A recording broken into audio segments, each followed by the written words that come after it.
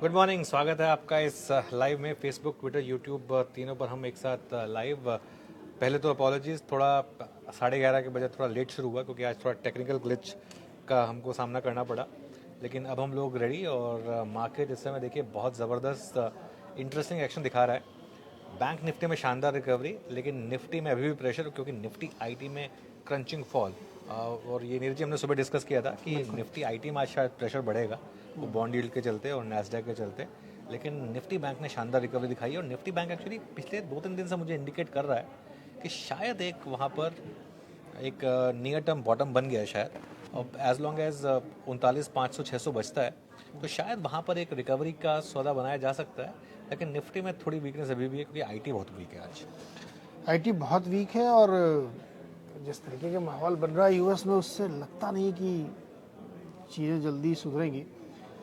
लेकिन short term का एक हो सकता है, जो काफ़ी कमज़ोरी दिख चुकी है।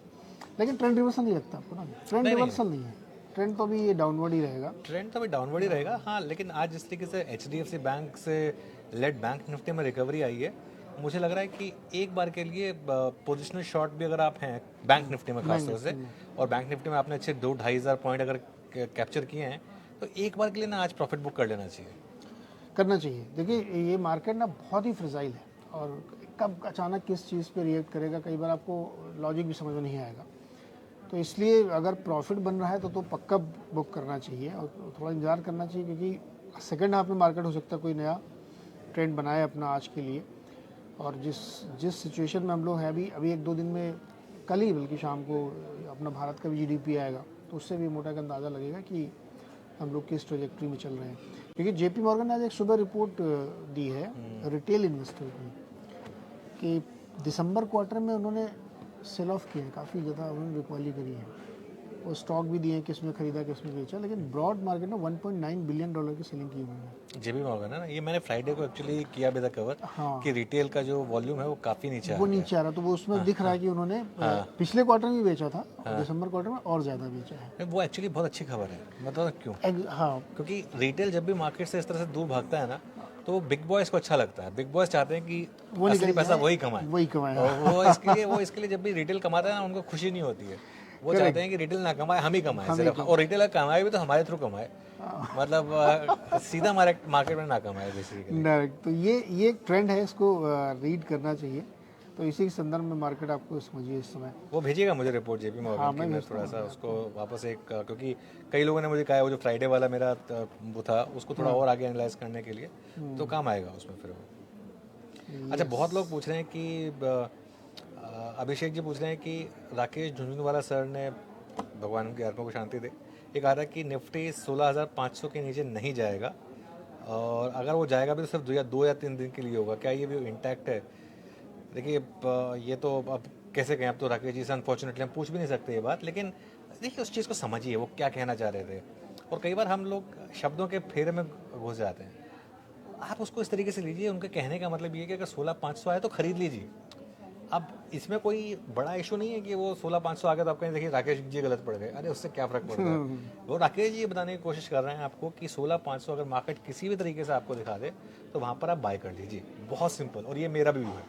16,500 हालांकि मुझे लगता नहीं कि आएगा, लेकिन आ गया बाई चांस किसी कारण तो बाय कर लीजिए। फिर उसमें मैं बोल रहा हूँ, मेरे पास उस दिन जितना पैसा होगा ना, मैं निफ्टी का ETF ले लूँगा। अगर निफ्टी में 16,500 आ गया तो मैं खुद बोल रहा हूँ, अगर 16,500 निफ्टी ने दिखा दिया तो मैं तो खैर, मेरा SIP तो चलता ही रहता है, निफ्टी, नेक्स्ट निफ्टी। अच्छा, नेक्स्ट 50 ETF में मेरा बहुत नुकसान हो रहा है इस समय, पिछले 3-4 बार का, लेकिन चलता है ना, तभी तो लोअर लेवल पर खरीदने को मिलता है। और बैंक निफ्टी वगैरह तो मेरे ख्याल से 16,500 आएगा। तो मैं आज एज डिस्क्लोजर बोल रहा हूँ आपको कि मेरे पास जितना भी पैसा होगा, सेविंग्स होंगी, उसका मैं निफ्टी ETF खरीद लूँगा, क्योंकि मेरे को ETF ही अलाउड है हमको, मतलब म्यूचुअल फंड ही अलाउड है, बाकी इक्विटी तो अलाउड है नहीं, तो इसके लिए। अच्छा, अभी तो कई सारे लेवल टूट गए, अभी क्या किस लेवल पे ध्यान रखना चाहिए? 2 लेवल बहुत क्लियर हैं, आज भी इस पर डिस्कस हुआ था। क्लोजिंग बेसिस अभी लेवल इंपॉर्टेंट हो गए हैं। एक तो 17,350, ओके। 17,350 मोस्ट इंपॉर्टेंट है। आज इंटरडे तोड़ दिया निफ्टी ने, वो हो सकता है क्लोजिंग पे भी तोड़ दे। ट्रेंड लाइन का जो सपोर्ट है, जो हमने ट्रेंड लाइन डिस्कस की थी, वो सपोर्ट है 16,800। मेरे ख्याल से 16,800, 16,900 अगर गया, जैसे मैंने कहा 16,500 को भी वेट नहीं करनी चाहिए एक्चुअली। 16,500 आ गया तो परफेक्ट ऑल इन है। 16,800, 900 अगर आया तो मेरे ख्याल से फिर बाय बनता है। फिर मतलब आप अपना बाय कर सकते हैं। बड़ा वैसे बाय तो खैर अभी भी थोड़ा बहुत बनता है, अगर आप अगर आप इन्वेस्टर हैं तो देखिए ट्रेडिंग और इन्वेस्टिंग में फ़र्क है ना। अगर आप इन्वेस्टर हैं तो इसी फेज में तो आप इन्वेस्ट करेंगे तभी तो पैसा बनता है। मैं एक फ्रेज यूज़ करता हूँ, buy your regrets in bear markets and sell your mistakes in bull market. तो जब भी बुल मार्केट आए तो अपना कचरा साफ करिए पोर्टफोलियो से, और जब भी बेयर मार्केट आए तो वो स्टॉक जो आप नहीं ले पाए उनको ऐड करिए। हाँ बिल्कुल, एकदम इस पे फॉलो करिए और मार्केट अपॉर्चुनिटीज़ भी दे सकता है। बहुत स्पेसिफिक जो है उस पर ध्यान रखना चाहिए। गोदरेज प्रॉपर्टीज़ पे शैलेश, देखिए प्रॉपर्टी शेयर में अभी थोड़ा सा मुझे लगता है, मैं पर्सनली बहुत कॉन्फिडेंट नहीं हूँ क्योंकि राइजिंग इंटरेस्ट रेट में वो असर आएगा धीरे धीरे कहीं ना कहीं, तो थोड़ा वेट करिए, अभी इंतजार करिए। रेट सेंसिटिव में सबसे बड़ी दिक्कत है कि जैसे जैसे ब्याज दरें बढ़ रही है, अभी पता नहीं आरबीआई कितनी बढ़ाएगा, हॉकिश पॉलिसी है उनकी, तो आप एक बार अपने फैसले को डिले करते हैं, और वो भी हाई टिकट साइज़ के सामान खरीदने के लिए। तो ये एकदम कड़वी सच्चाई है, इससे वो नहीं बोल सकता कोई कितनी अच्छी अच्छी स्टोरी आपको सुनाई जाए, लेकिन ग्राउंड पे जाके इसका असर दिखता है। तो वेट करिए अभी थोड़ा इस पर। वैभव जी पूछ रहे हैं, मेरा एक जो व्यू था कि बैंक निफ्टी में 2023 या 2024 में 50,000 आएगा, मेरा व्यू अभी भी इंटैक्ट है, उसमें कोई चेंज नहीं हुआ है। देखिए बीच बीच में करेक्शन आती हैं और बीच बीच में फेजेस आते हैं। अब देखिए प्रॉब्लम पता क्या है वैभव जी, जो पिछले 5-6 दिन का नेगेटिव व्यू रहा है उसको कई लोग ये कंफ्यूज कर रहे हैं कि क्या मेरा 50,000 वाला व्यू चेंज हो गया है, वो लॉन्ग टर्म का व्यू है। और अगर मान लो मैं उस पर अड़िग रहता, अच्छा मैं परमा बुल नहीं हूँ, पहली बात मैं बता दूँ, मैं परमा बुल नहीं हूँ, मैं रोज़ आपको दो साइड की वो हेज करके नहीं बताता हूँ, मैं आपको सीधा अपनी नेक्स्ट टेक आउट करके व्यूज़ देता हूँ बहुत क्लियरली। और मैं एक और चीज़ बोलता हूँ, परमा बुल होने का कोई फ़ायदा नहीं है, आप रोज़ ही यहाँ खरीद लीजिए, यहाँ खरीद लीजिए, किसी ना किसी दिन तो घूमेगा वो, फिर आप उस दिन बोले देखिए, ऐसे काम नहीं चलता है। मेरा व्यू बहुत क्लियर होता है कि रिटेल को एक छोटे से छोटा बैंड दिया जाए खरीदने के लिए, specific stop loss, specific target दिया जाए ट्रेडर के लिए। और अब देखिए ऊपर से बैंक निफ्टी 3,000 पॉइंट गंवा चुका है। अब अगर मैं परमा बुल होता और कहता कि नहीं 50,000 आएगा, हो सकता है 50,000 आए, तो लेकिन जो मेरा रिटेल व्यूअर है वो तो फंस गया ना फिर मेरे व्यू पर। इसके लिए मैं एक ट्रेडिंग व्यू रखता हूँ और एक इन्वेस्टमेंट व्यू रखता हूँ, और दोनों में कोई मतलब वो नहीं है, विरोधाभास नहीं है बिल्कुल। सक्सेसफुल राकेश झुनझुनवाला जी की आप बात करते हैं, सेम इन्वेस्टर जिनके पोर्टफोलियो में स्टॉक्स होते थे उनको एफ में शॉर्ट भी करते थे, उनकी कॉलें भी बेचते थे वो, तो उसमें कोई वो नहीं है कि आप किसी स्टॉक से मैरिड रहें, मतलब रखना भी है पोर्टफोलियो में, तो भी अगर नियर टर्म में ट्रेंड डाउन दिख रहा है तो उसका फ़ायदा उठाइए। एक बड़ा इंटरेस्टिंग क्वेश्चन है देसी इंजीनियर का, ये लिख रहे हैं कि मैं 50,000 रुपये पर मंथ इन्वेस्ट करूँगा 10 साल तक, और मुझे 1 लाख रुपये महीने डिविडेंड इनकम चाहिए पर एनम। बाप रे, 1 lakh per annum dividend income, 60 lakh रुपए लगाएंगे। हो सकता है वैसे, हो सकता है 60 लाख पे 1 लाख रुपए एनम ना, साल का। हाँ तो ठीक है ना, 6% का यील्ड हो गया। नहीं 6 नहीं, थोड़ा डिफिकल्ट होगा, हाँ थोड़ा कठिन होगा दोस्त, क्योंकि नहीं एक्चुअली ज़्यादा कठिन नहीं होगा। नहीं मुश्किल लगता है, 1 लाख रुपये डिविडेंड आएगा 60 लाख पे 60 लाख पे 1%, 1 लाख डिविडेंड मतलब 2% की यील्ड होगी, 1.5-2% की, वो तो बन जाएगा एवरेज करके हम लोग देखना एनुअलाइज्ड। हाँ वही है बस। हाँ लेकिन ये है कि शुरू वाले उसका तो डिविडेंड मिलेगा, बाद वालों का उतना नहीं मिलेगा, वही तो प्रेजेंट वैल्यू के हिसाब से ये कि जो बहुत हाई डिविडेंड पेइंग स्टॉक हैं, जो जिसमें ज़्यादातर सरकारी कंपनी आती है, कुछ प्राइवेट हैं, ज़्यादातर सरकारी हैं, वहाँ पर आपका कैपिटल एप्रिशिएशन बहुत मुश्किल से होगा, या तो डिविडेंड ले लो या कैपिटल ले लो, है ना। तो वो तो मुझे लगता है ये मेरे को ये आइडिया ही मैं बाय नहीं करता हूँ कि आप डिविडेंड के लिए निवेश कर रहे हैं। आप ऐसा मिक्स बनाइए जहाँ पे कैपिटल एप्रिशिएशन भी हो, कैपिटल गेन्स भी खूब हो आपको, और डिविडेंड भी मिले। डिविडेंड तो साइड इनकम है आपकी। अभिषेक जी आईफोन मैंने लिया नहीं है, मुझे दिलवाया गया है ऑफिस की तरफ से, क्योंकि अब ठीक है मतलब, तो मैं उसको ये एक एज अ पॉलिसी मैंने लिया है आईफोन। और पर्सनली मैं खुद ये मानता हूँ कि अभी भी मैं मानता हूँ कि मैं पर्सनली इतना महंगा फ़ोन लेने के फेवर में बिल्कुल नहीं हूँ, लेकिन ये मुझे दिलाया गया है, तो इसके लिए आपके सवाल का मेरे ख्याल से जवाब दे देगा। चलिए कुछ और सवाल ले लेते हैं फिर। फंडामेंटल एनालिसिस पर क्या व्यू है अडानी स्ट्राइक के बाद? देखिए अडानी स्ट्राइक का फंडामेंटल एनालिसिस क्या मतलब है? हाँ ये तो किसी भी ग्रुप में कभी भी कुछ भी आ सकता है, इसका मतलब ये थोड़ा ना कि फंडामेंटल एनालिसिस फेल हो गया। वैसे भी फंडामेंटल्स के हिसाब से तो अडानी ग्रुप में बाय था भी नहीं, वैसे भी सारे के सारे स्टॉक फंडामेंटल्स के हिसाब से तो बहुत ओवर वैल्यूड थे। एक स्टॉक बता दीजिए अडानी पोर्ट्स के अलावा जो फंडामेंटल के हिसाब से बाय बनता था, या अंबुजा सीमेंट पर आप लोग कह रहे हैं इस लेवल पर भले ही बाय बनता है, अदरवाइज तो फंडामेंटली तो कभी इन स्टॉक्स पे बाय था ही नहीं मेरे ख्याल से कभी भी। अरे बहुत ज़्यादा मल्टीपल थे। इवन अंबुजा भी उनकी जब उन्होंने बाई किया उस समय फेयरली वैल्यूड था। हाँ, बाई बाद के में बाद डबल हो गया वो वही ना, बाद में तो बहुत वही बहुत महंगा हो गया तब था। भी ओवरली वैल्यूड था। हाँ, अभी भी जो हमारे ख्याल में प्राइस होगा वो फेयर होगा, ऐसा नहीं कि बहुत सस्ता हो गया। तो ये आपको ध्यान रखना चाहिए इसमें। और अच्छा एक चीज़ आईटी में जो कई लोग ना, देखिए आईटी में जो एम्फेसिस ने बातचीत में कहा है सिटी के साथ वो बहुत इम्पोर्टेंट है। Q4 दिक्कत में रहेगा, आगे मुझे उतनी अच्छी विजिबिलिटी नहीं दिखती। आपको याद होगा इससे पहले एक बार विप्रो ने ऐसे ही कुछ एक बात कह दी तो उसके बाद स्टॉक बहुत गिर गया था।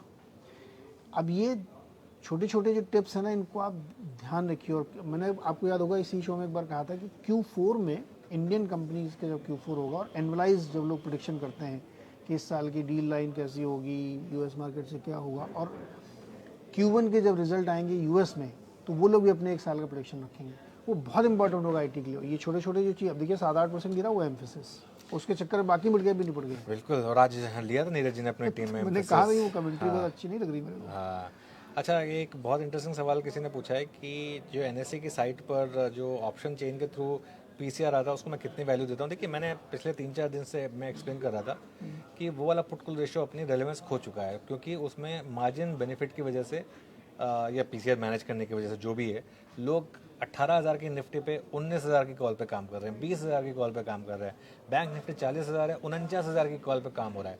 वो इसलिए हो रहा है क्योंकि अभी एनएससी ने नया वो जो सेबी ने एनएससी ने नया मार्जिन रूल का बेनिफिट दिया है, जिसमें होता ही है कि अगर आपने मान लो कोई फ्यूचर बेचा, ठीक है ना, अब फ्यूचर बेचा तो उसके लिए ऑब्वियसली आपको मार्जिन चाहिए, ठीक है, लेकिन अगर आप उसके सामने कॉल खरीद लेते हैं, भले ही दूर की कॉल हो, तो वो आपकी मार्जिन रिक्वायरमेंट कम हो जाती है। तो इसके लिए लोग क्या करते हैं, फ्यूचर तो बेच दिया जैसे, या कॉल तो बेच दी, लेकिन अपना मार्जिन कम करने के लिए 3,000-4,000 पॉइंट दूर की कॉल खरीद ली।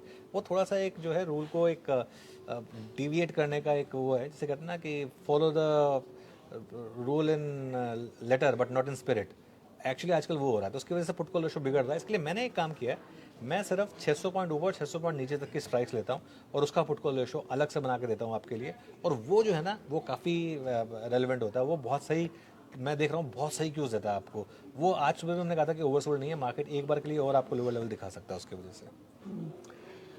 वोल्टास में जेफरीज और गोल्डमैन सैक्स के बीच में बहुत डिफरेंस है। एक जेफरीज ने 1050 का टारगेट दिया और गोल्डमैन सैक्स ने 840 का। ये गोल्डमैन सैक्स वाली जो है ना वो सुबह भी थी आज। उनका मानना है कि जैसे गर्मी की खबरों पे स्टॉक 15 दिन में 15% चला है, लेकिन वो इसको बाई नहीं करते। उनका कहना है कि हमने पिछले 10-15 साल से बहुत गर्मी के सीजन में 6 से 8% ज़्यादा ग्रोथ हम देखते नहीं इसमें, तो इसलिए उन्होंने टारगेट कट कर दिया है। वोल्टास एक मुझे लगता है इस पूरे जो कूलिंग वाली कंपनीज है ना, इसमें एक अलग तरीके की चाल चलता है। वो आप ब्लू स्टार को देखिए या दूसरी और कंपनीज को देखिए जो इस सेगमेंट में है, उनकी एक डिफरेंट स्टोरी है। वोल्टास में बहुत सारे मल्टीपल बिजनेस है, केवल एसी नहीं बनाते, कई सारे और काम करते हैं। तो एक बार डीप जाके देखना पड़ेगा, और केवल इस थीम पे वोल्टास चलेगा ये इसलिए शायद गोल्डमैन सैक्स को पसंद नहीं आ रहा है। लेकिन फिलहाल काफ़ी करेक्शन के बाद वो स्टॉक कंसोलिडेट कर रहा है, तो ये आपको ध्यान रखना चाहिए। अच्छा नेहा जी, स्वदेश या चकदेव? स्वदेश, आपने मेरे को ट्वीट पे भी रिप्लाई किया था।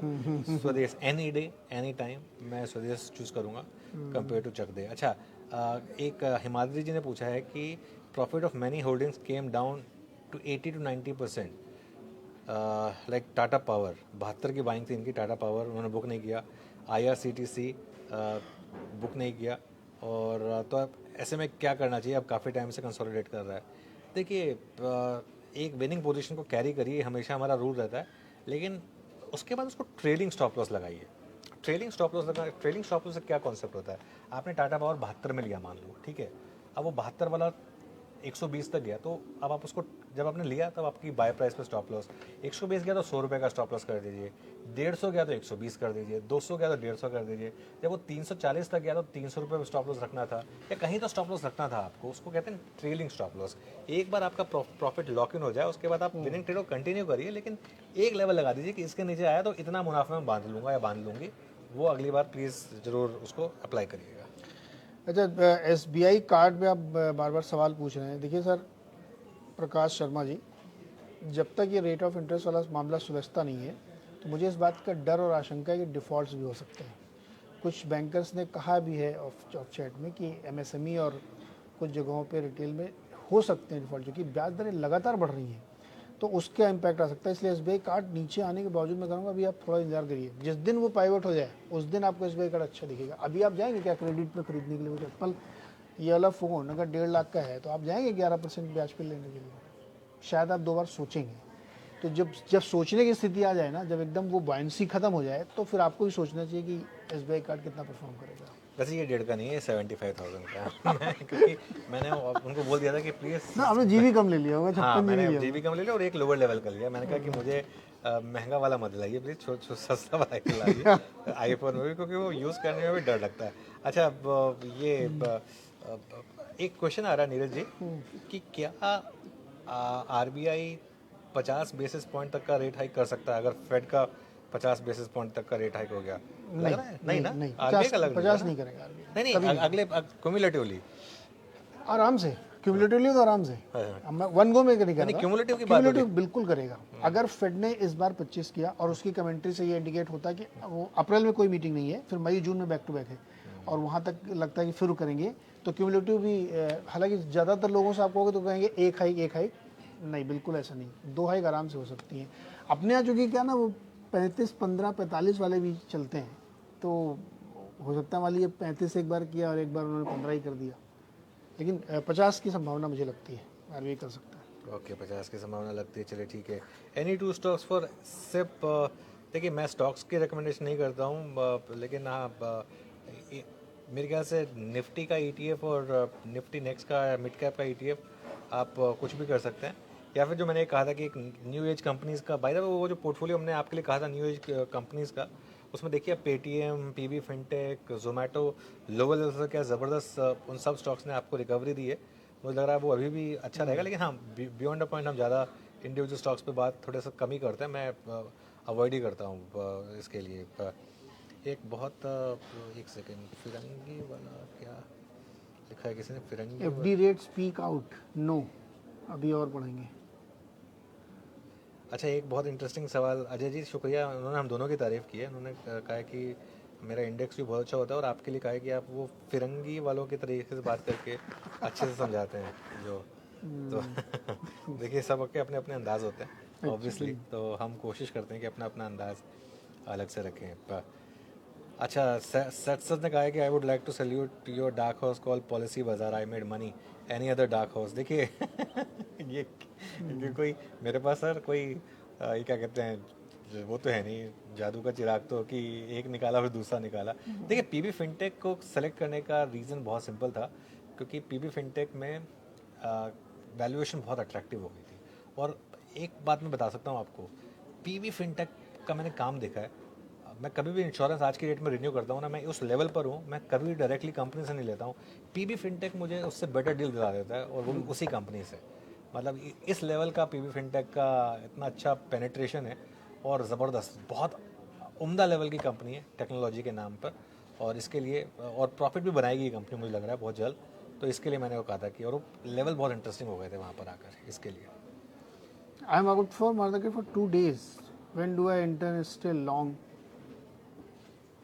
क्या ये 2 दिन से मार्केट से बाहर थे, अब ये आना चाहते हैं long, too scare to take any position at this levels. 2 दिन से क्या लेना देना लेकिन इसका? हाँ, सुप्रिया जी है रे जो 1 करोड़ कमा के गई। अच्छा ठीक है, सुप्रिया जी की कहानी है, सुप्रिया जी ही जाने वो अलग लेवल पर ऑपरेट करती हैं सुप्रिया जी आप देखिए, आप जो भी ट्रेड में एंटर करेंगे आप पैसा ही बनाएंगे, तो इसके लिए ठीक है। लेकिन आप आई एम श्योर कि आज का लो स्टॉप लॉस लगा दीजिए अगर आप लॉन्ग कर रहे हैं तो, और बहुत सिंपल है।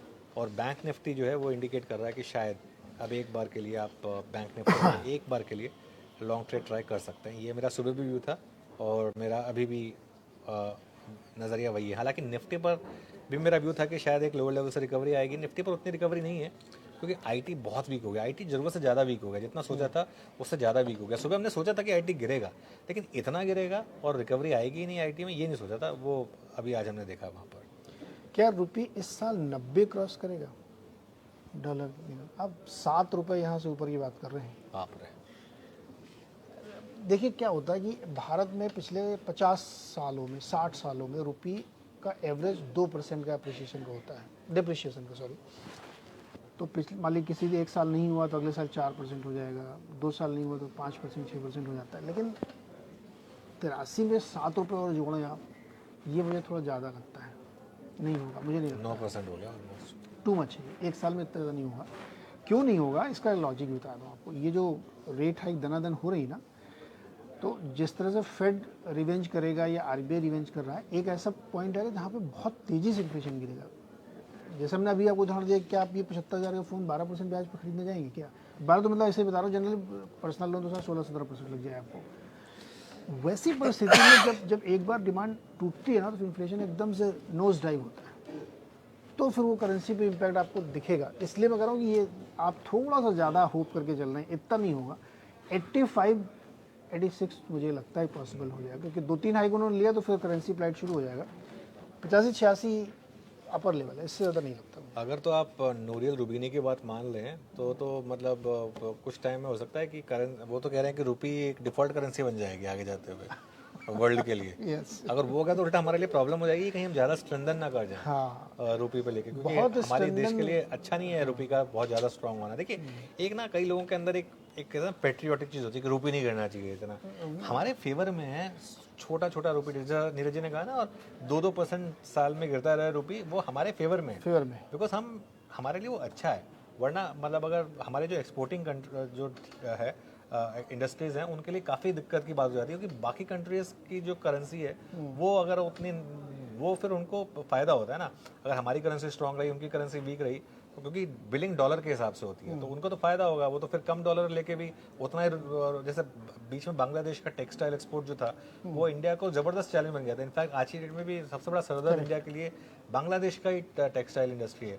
और उसमें हो क्या रहा है, क्योंकि उनकी करेंसी इतनी गिर गई थी कि उनके लिए फिर फायदेमंद हो गया था, क्योंकि उनको तो उतना ही टका चाहिए, वहाँ पे टका है जैसे, अगर 1 लाख टका चाहिए उनको, और अगर करेंसी आधी हो गई तो डॉलर टर्म्स में आधे रेट पे भी काम करने को तैयार है। इसके लिए करेंसी का वीकेंड होना इंडिया जैसी कंट्री के लिए इंपॉर्टेंट है। बट हाँ, ये बहुत ज़्यादा भी नहीं करना चाहिए। रेगुलर डिप्रिसिएशन जो चलता आ रहा है वही चलता रहे, बस ठीक है। एवरेज जो होता है ना वो ठीक है। जैसे हम लोग $400 बिलियन का टारगेट कर रहे हैं एक्सपोर्ट का, अगर बहुत ज़्यादा करेंसी भाई स्ट्रांग हो गई तो फिर हमारे लिए बहुत फेवरेबल नहीं रह जाएगा। इसलिए करेंसी को जो है मैनेज करना बहुत ज़रूरी है।